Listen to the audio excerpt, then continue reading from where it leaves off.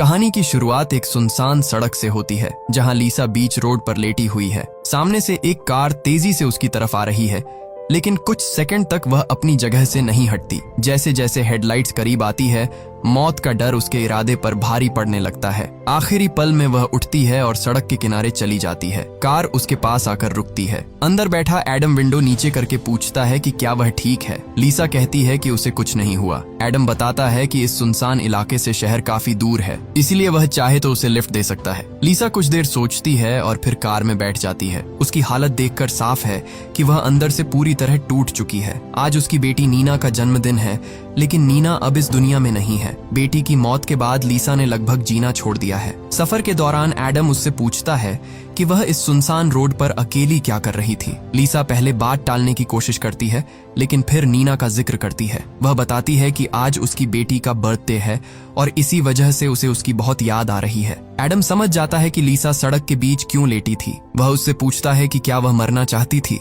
लीसा जवाब देती है कि वह सच में मरना नहीं चाहती, वह बस किसी तरह एक बार अपनी बेटी से मिलना चाहती है। कुछ देर बाद कार के रेडियो पर एक न्यूज रिपोर्ट शुरू होती है। पुलिस एक डेंजरस मर्डर सस्पेक्ट की तलाश कर रही है। रिपोर्ट में बताया जाता है कि वह एक ब्राउन कार चला रहा है और उसके दाहिने हाथ पर क्रॉस का टैटू बना है। ये सुनते ही लीसा चुपचाप एडम के हाथ की तरफ देखती है। उसके हाथ पर बिल्कुल वैसा ही क्रॉस बना हुआ है। अब उसे शक हो जाता है कि रेडियो पर जिस आदमी की बात हो रही है वह एडम ही है। वह अपनी घबराहट छिपाने की कोशिश करती है, लेकिन एडम उसके चेहरे का बदला हुआ भाव देख चुका है। लीसा अभी समझ ही रही होती है कि खुद को कैसे बचाया जाए, तभी एडम अचानक जोर से ब्रेक लगा देता है। उसका सिर तेजी से डैशबोर्ड से टकराता है और वह बेहोश हो जाती है। जब लीसा की आंख खुलती है तो कार, रोड और एडम सब गायब होते हैं। अब वह एक छोटे से मेटल चेंबर में बंद है। जगह इतनी तंग है कि वह ठीक से खड़ी भी नहीं हो सकती। उसके शरीर पर किसी तरह का प्रोटेक्टिव सूट है और कलाई पर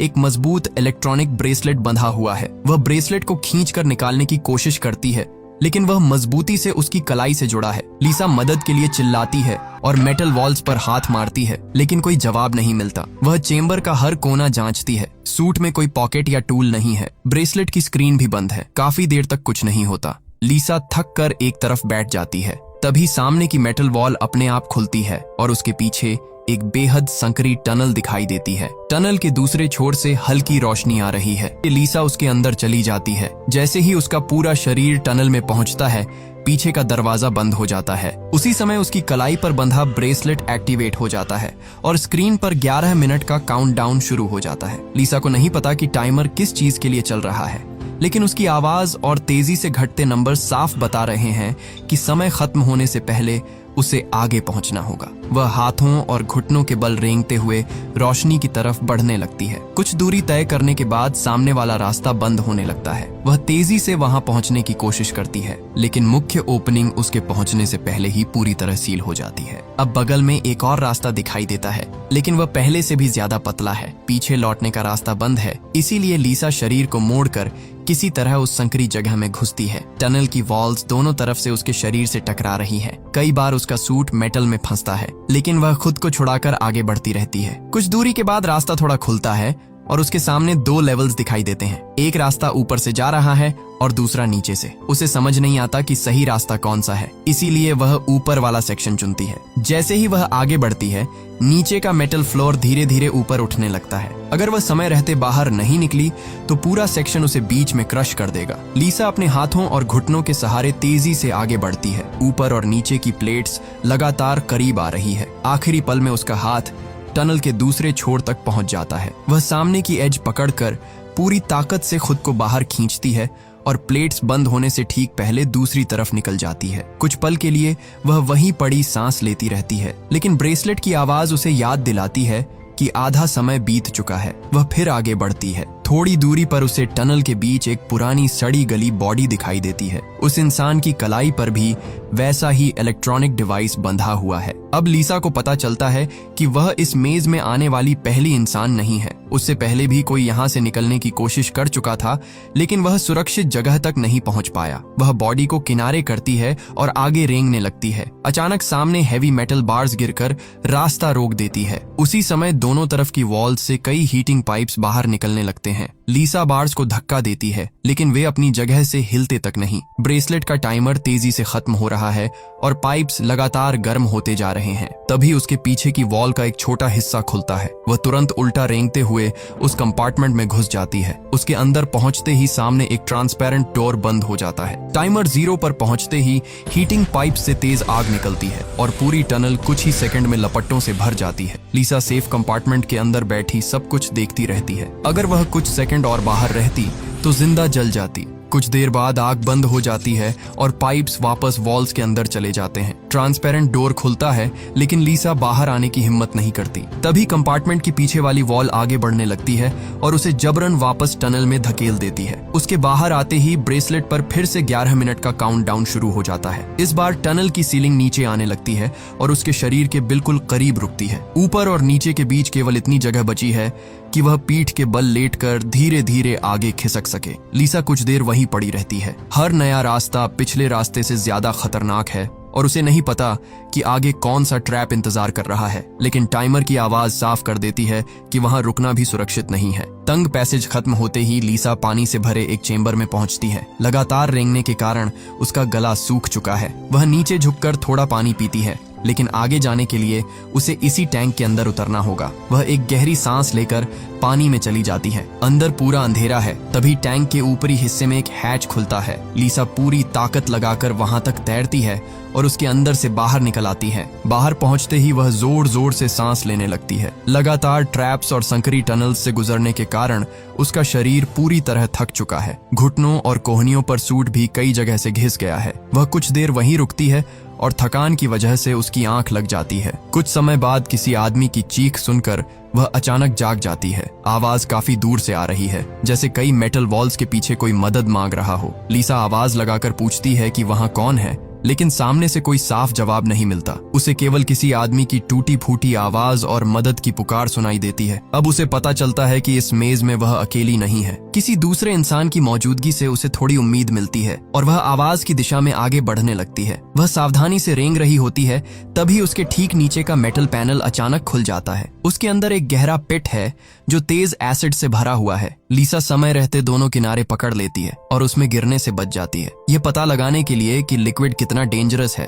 वह अपने सूट का एक छोटा टुकड़ा काट कर उसमें डालती है। कपड़ा कुछ ही सेकंड में गल जाता है। पिट को पार करने के लिए कोई ब्रिज या अलग रास्ता नहीं है, इसलिए लीसा दोनों हाथ और पैर साइड वॉल्स पर टिकाती है और धीरे धीरे आगे खिसकने लगती है। बीच रास्ते में उसका एक घुटना नीचे एसिड को छू जाता है। सूट उसे पूरी तरह गलने से बचा लेता है, लेकिन घुटने पर गहरा वूंड बन जाता है। दर्द के बावजूद वह बैलेंस बनाए रखती है और किसी तरह दूसरी तरफ पहुंच जाती है। अब मदद की आवाज पहले से ज्यादा साफ सुनाई दे रही है। कुछ आगे जाने पर उसे एक मेटल ग्रिड दिखाई देती है। उसके दूसरी तरफ भी वैसी ही ग्रिड है और उसके पीछे एक आदमी बैठा हुआ है। उसने भी लीसा जैसा सूट पहना है और उसकी कलाई पर भी इलेक्ट्रॉनिक ब्रेसलेट बंधा है। लीसा उससे कहती है कि वे दोनों एक जैसी जगह में फंसे हैं और अगर साथ मिलकर कोशिश करें तो बाहर निकल सकते हैं, लेकिन उस आदमी की मानसिक हालत ठीक नहीं लगती। कभी वह लीसा पर चिल्लाता है, फिर अगले ही पल माफी मांगने लगता है। वह बार बार कहता है कि वे वापस आएंगे और दोनों को मार देंगे। लीसा उससे शांत रहने को कहती है, लेकिन वह उसकी बात सुनने की हालत में नहीं है। तभी दोनों ब्रेसलेट्स पर अचानक 60 सेकंड का काउंटडाउन शुरू हो जाता है। दीवारों से हीटिंग पाइप्स बाहर आने लगते हैं और उन दोनों के बीच केवल एक छोटा सेफ कंपार्टमेंट खुलता है। उस कंपार्टमेंट में सिर्फ एक ही इंसान छिप सकता है। कुछ ही सेकंड बाद दोनों के सामने लगी मेटल ग्रिड्स हट जाती है। दोनों बिना देर किए सेफ कंपार्टमेंट की तरफ बढ़ते हैं। तंग जगह में पहुंचकर वे एक दूसरे को बाहर धकेलने लगते हैं। वह आदमी लीसा को पकड़कर पीछे खींचता है, जबकि लीसा किसी तरह खुद को छुड़ाकर कंपार्टमेंट के अंदर जाने की कोशिश करती है। काउंटडाउन लगातार खत्म हो रहा है। आखिरी कुछ सेकंड बचने पर लीसा पूरी ताकत से उसे लात मारती है और खुद कंपार्टमेंट के अंदर चली जाती है और अगले ही पल डोर उसका हाथ काट देता है। कटा हुआ हाथ कंपार्टमेंट के अंदर गिरता है। लीसा की नजर उस हाथ पर बने क्रॉस टैटू पर पड़ती है। अब उसे समझ आता है कि वह आदमी कोई और नहीं बल्कि एडम है, जिसकी कार में वह बैठी थी। टाइमर 0 पर पहुंचते ही बाहर की टनल आग से भर जाती है।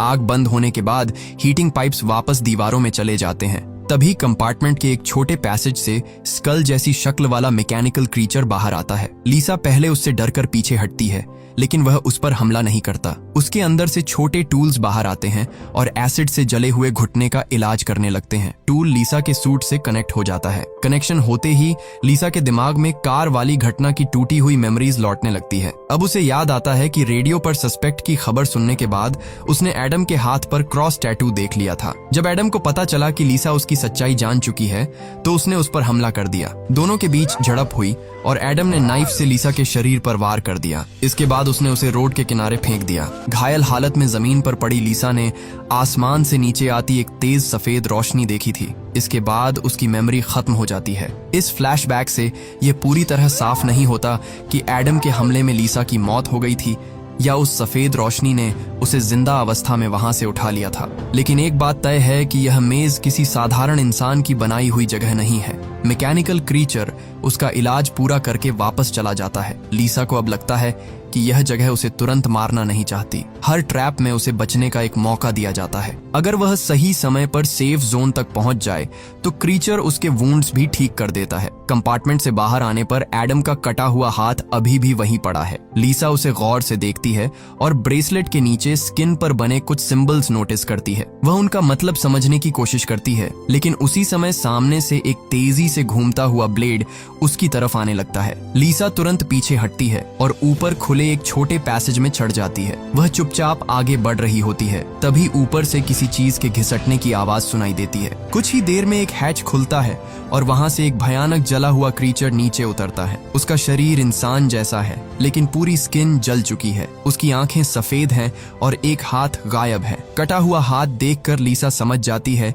कि यह शायद एडम ही है, जिसे इस जगह ने किसी तरह दोबारा जिंदा कर दिया है। एडम अब देख नहीं सकता, लेकिन आसपास होने वाली हर आवाज सुन सकता है। लीसा अपनी सांस रोककर धीरे धीरे आगे बढ़ती है। तभी उसकी कलाई पर बंधा ब्रेसलेट मेटल फ्लोर से टकराता है और हल्की सी आवाज होती है। एडम उसी दिशा में झपटता है। लीसा तेजी से एक पतली ओपनिंग की तरफ बढ़ती है और उसके अंदर घुस जाती है। रास्ता इतना संकरा है कि एडम उसके पीछे नहीं आ पाता। वह क्रीचर पीछे रह जाता है और लीसा आगे एक ऐसे सेक्शन में पहुंचती है जहां दो अलग टनल्स बनी हैं। वह दोनों रास्तों को देखती है, लेकिन वहां कोई साइन या क्लू नहीं है। आखिरकार वह अंदाजे से लेफ्ट वाली टनल चुनती है। इस टनल के आगे एक ग्लास चेंबर बना है। उसके अंदर पहुंचते ही चारों तरफ की वॉल्स पर अलग अलग इमेजेस दिखाई देने लगती हैं। ये इमेजेस लीसा की अपनी जिंदगी की मेमोरीज है। वह अपने बचपन, बड़े होने, नीना के जन्म और उसके साथ बिताए खूबसूरत पलों को देखती है। कुछ देर के लिए लीसा मेज और उसके ट्रैप्स को भूल जाती है। इसके बाद वॉल्स पर वह घटना दिखाई देती है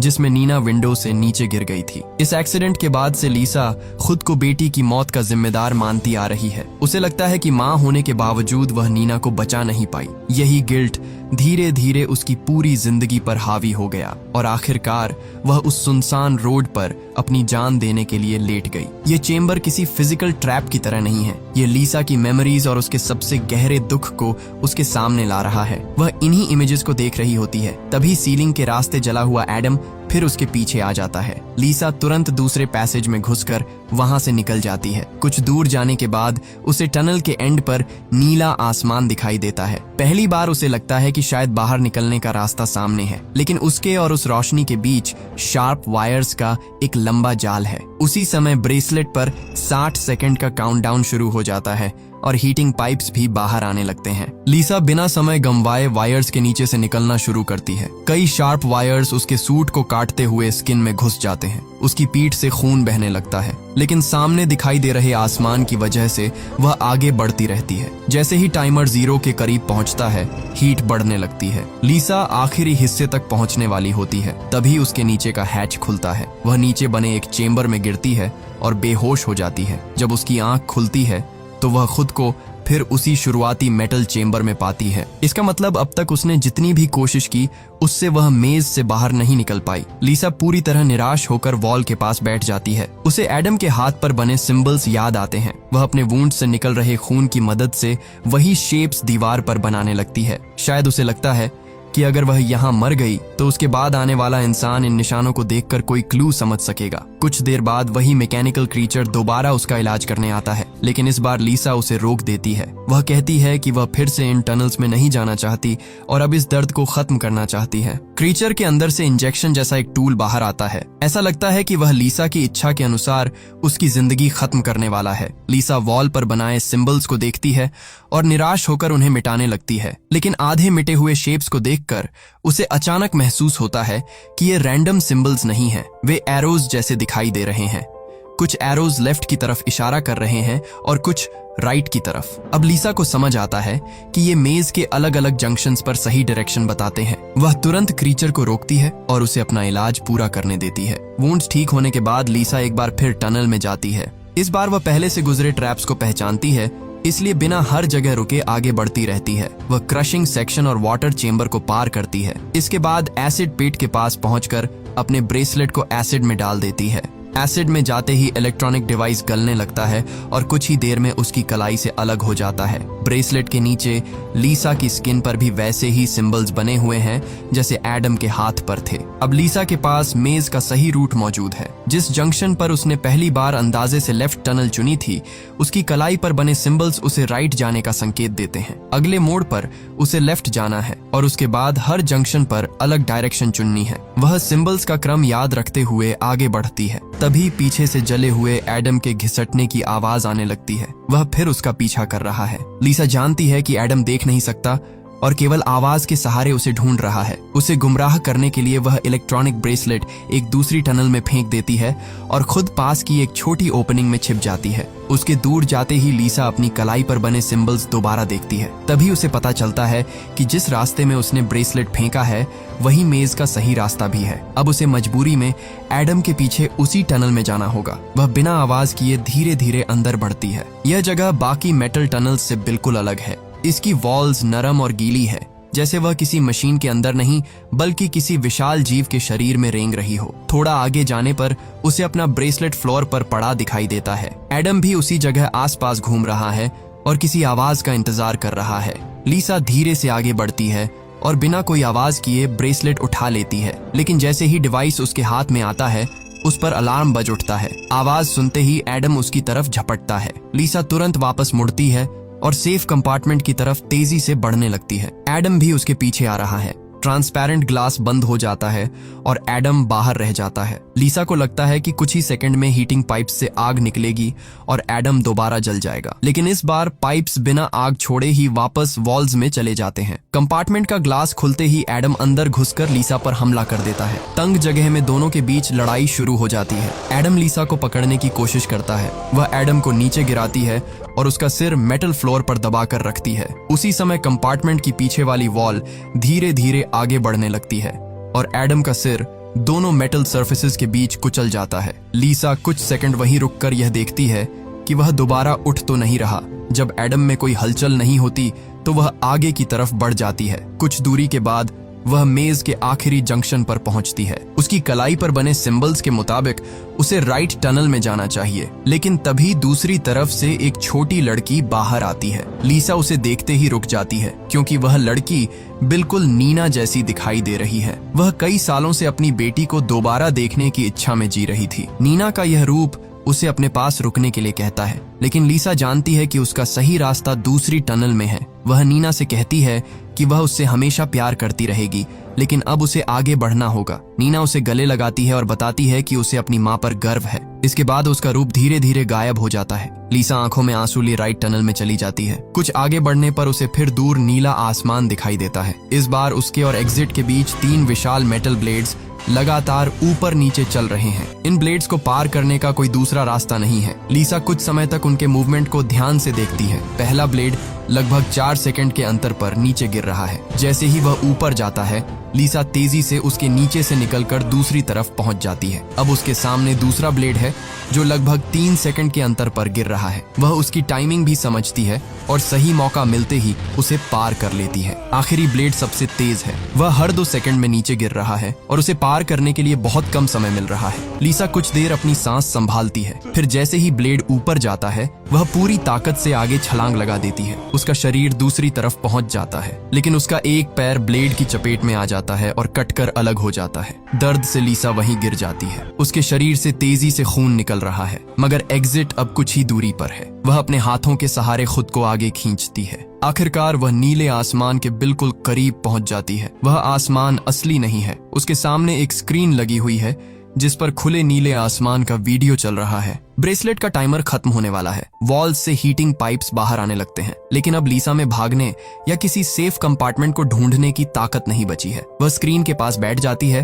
और चुपचाप काउंटडाउन खत्म होने का इंतजार करने लगती है। टाइमर 0 पर पहुंचता है। इस बार पाइप से आग नहीं निकलती। अचानक टनल की सीलिंग खुलती है और ऊपर से एक तेज सफेद रोशनी लीसा पर पड़ती है। उसका शरीर धीरे धीरे हवा में उठने लगता है। वह ऊपर जाती हुई उस रोशनी के अंदर गायब हो जाती है। कुछ देर बाद उसकी आंख एक खूबसूरत जगह पर खुलती है। सामने साफ पानी, हरियाली और एक बड़ा वाटरफॉल है। उसका कटा हुआ पैर भी वापस ठीक हो चुका है और शरीर पर कोई वूंड नहीं है। नीना भी वहां मौजूद है। इस बार लीसा उसके पास जाती है और पूछती है कि क्या वह मर चुकी है। नीना उसे बताती है कि उसका शरीर केवल एक बार नहीं बल्कि अब तक कई बार मर चुका है। नीना की बात से लीसा को समझ आता है कि टनल में मिली पुरानी बॉडीज शायद उसके पिछले अटेम्प्ट्स की थीं। हर बार मरने के बाद इस जगह ने उसे दोबारा जिंदा करके मेज में भेज दिया था। लीसा पूछती है कि अब उसे क्या करना होगा। नीना जवाब देती है कि अब कोई ट्रैप या टेस्ट बाकी नहीं है, यहाँ उसे बस जीना है। दोनों साथ आगे बढ़ती है। आसमान में दिखाई दे रहे बड़े बड़े प्लैनेट से पता चलता है